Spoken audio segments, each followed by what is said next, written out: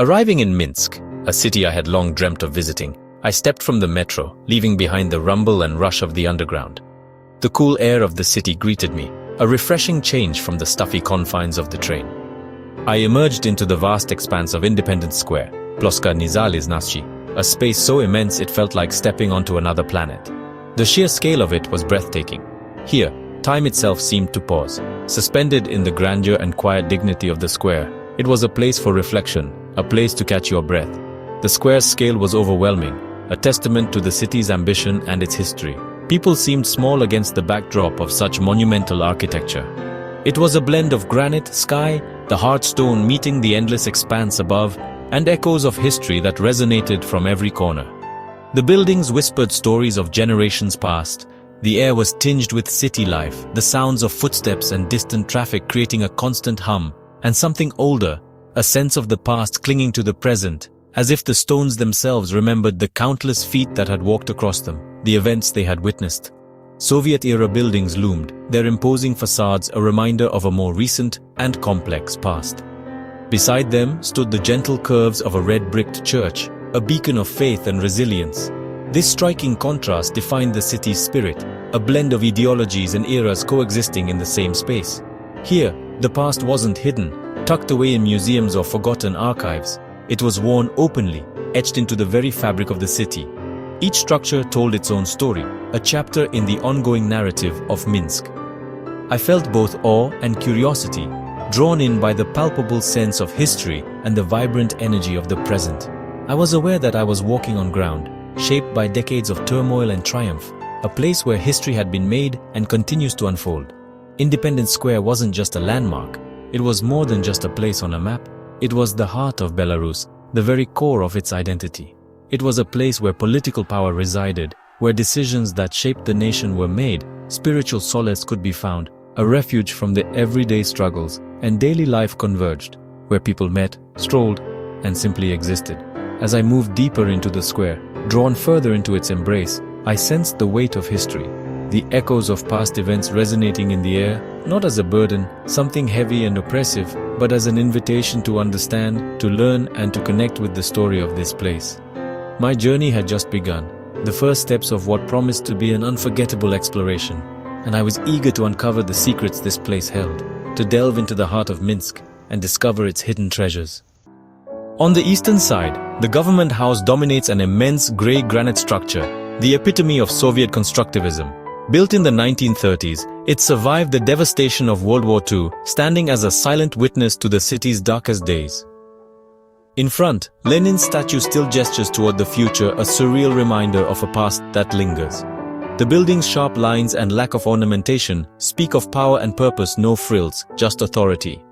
It remains the seat of Belarus's parliament, a living bridge between Soviet legacy and modern governance.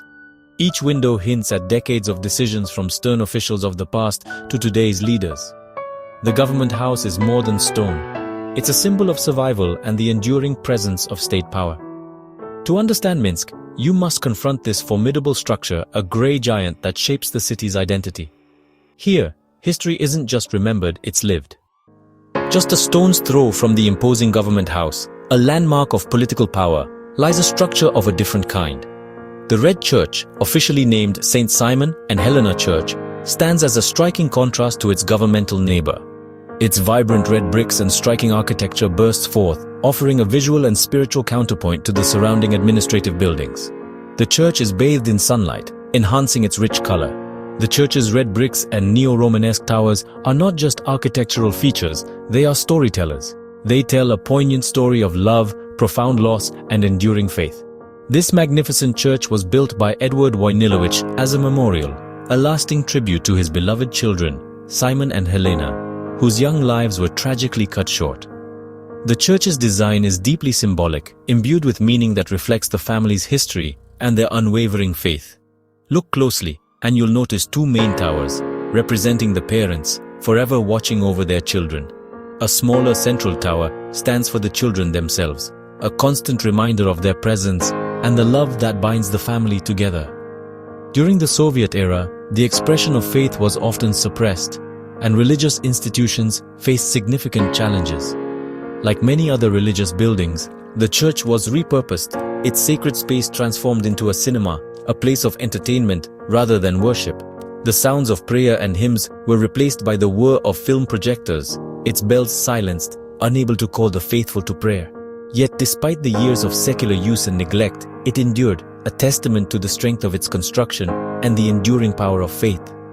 With the dawn of independence, the church was lovingly restored to its former glory and returned to the Catholic community, a symbol of renewed religious freedom. Once again, its bells ring out, calling worshippers to prayer and filling the square with their joyful sound. Today, the Red Church is more than just a historical landmark. It is a living, breathing sanctuary, a place that is warm, welcoming, and alive with the sounds of music and heartfelt prayer. Locals and visitors alike come to light candles, offering their hopes, dreams, and prayers within its hallowed walls. They seek solace, find peace, and celebrate the resilience of the human spirit in the face of adversity. The Red Church stands tall as a testament to the enduring power of faith, a beacon of hope in the heart of Minsk. It is a whisper of the soul, a reminder of the spiritual dimension of life, set against the backdrop of the square's grand and often turbulent history. Here, the story of love and memory is not just told, but is literally built into every brick, every arch, and every stained glass window. In Minsk, the realms of spirit and state stand side by side, each influencing and shaping the character of the city. Together, they contribute to the unique identity of Minsk, each playing a vital role in shaping the city's heart and soul. At the square's center, the Fountain of Independence bursts with life, a circle of water and bronze, crowned by 3 soaring storks. The stork, sacred in Belarusian folklore, symbolizes peace and national pride, brought to life in dynamic sculpture. Around the fountain, the coats of arms of Belarus's 6 regions are carved into granite, uniting the country in one spot. On sunny days, the fountain is a magnet children play, couples linger, and the city's pulse is felt in laughter and conversation. The water's sound softens the square's hard edges, reflecting sunlight in a dance of optimism.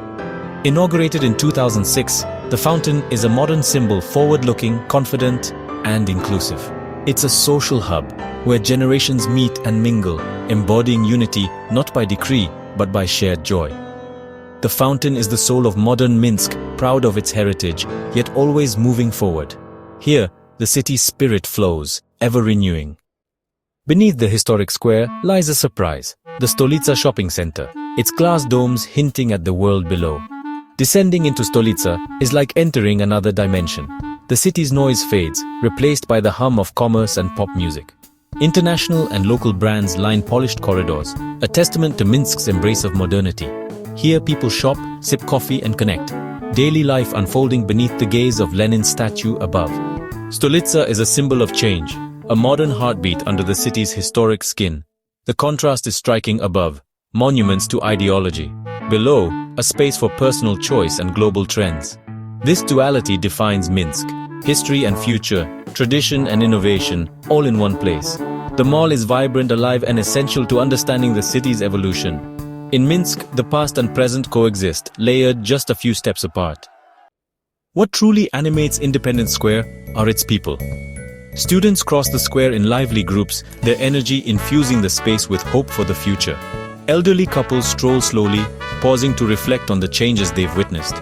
Generations mingle, grandparents sharing stories, children playing, office workers hurrying by. Trolley buses glide around the perimeter, connecting lives and stories across the city. The square is both a destination and a thoroughfare, a living artery of Minsk. Here, order and calm prevail, with a quiet dignity in every interaction. The people are the square's soul, transforming stone and history into a vibrant, breathing heart. To truly know Independence Square, you must engage every sense. The soundscape is layered: city hum, the splash of the fountain, voices in Russian and Belarusian. The sun feels different here, the air crisp and scented with flowers from manicured beds. Touch reveals contrasts: the cold granite of the government house, the warm bricks of the Red Church, the smooth metal of benches. Visual details abound: intricate paving stones, reflections in glass domes, the clash of grey, red and green.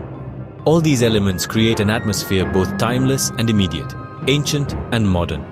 There's a profound stillness at the square's heart, a sense of significance that lingers. Standing here, you feel peace, a connection to something greater than yourself. This is the essence of Minsk, distilled into one unforgettable space. Independence Square is a masterclass in contrasts, a place where history and modernity are in constant dialogue. The government house and Red Church stand side by side, embodying state power and personal faith. Above ground, Soviet monuments and Lenin's statue. Below, the Stolitsa Mall's modern buzz. This layering isn't accidental. It's Minsk's way of embracing its full identity. The people reflect this blend. Older generations shaped by the Soviet era, youth fluent in global culture. Skateboards roll past monuments, selfies are snapped in front of history. The square is a living portrait of a nation in transition, honest about its complexities. Minsk doesn't hide its past or rush into the future. It lets both exist, side by side. Here, you're invited to ponder how a nation honors its history while stepping boldly forward. Independence Square offers no easy answers, only the fascinating questions of identity and change. My time spent wandering through Independence Square was so much more than just ticking off another landmark on a sightseeing itinerary. It transcended the typical tourist experience. It was a profound journey, a deep dive into the very heart and soul of Belarus. It was an immersion into the nation's identity. The square isn't just a collection of buildings, it's a living, breathing history book, with each stone whispering tales of the past. It's a sacred space, a place of worship, a bustling marketplace, a hub of commerce and trade, and a vibrant gathering spot, a social nexus where people connect, converse, and create memories, all at once. To walk its length from one end to the other is to intimately experience the nation's unfolding story, to feel its pulse beneath your feet. You'll witness triumphs, learn from tragedies, and share in the beauty of everyday moments that define the Belarusian spirit. Imagine yourself standing there right now, gazing upon the imposing government house, a symbol of authority and governance, feeling the warmth emanating from the Red Church, a beacon of faith and resilience, and being captivated by the joyful fountain, its waters dancing in harmony with the city's rhythm, exploring the bustling mall below, a subterranean world of commerce and connection. This is the very essence, the true magic of travel, finding profound human stories etched within the ancient stone, connecting with people and their history. It's about feeling a city's vibrant pulse, absorbing its unique energy, and allowing it to subtly, yet powerfully, change you from within. Minsk, and especially its Independence Square, generously rewards curiosity with invaluable insight and unforgettable emotion. It's a captivating city, brimming with unexplored potential, just waiting to be discovered by intrepid travelers like you. It's a rich and complex story, a cultural tapestry waiting to be unraveled and heard. And so, I extend a heartfelt invitation to you. Don't just passively read about these incredible places in books or online. Actively seek them out, experience them firsthand. Stand tall and proud where history and hope converge, where the past informs the future, and allow the indomitable spirit of Belarus, its unique culture and heritage, to leave an indelible and transformative mark on your soul. The adventure of a lifetime is patiently waiting for you. All you have to do is be brave, be bold, and take that crucial first step towards the unknown.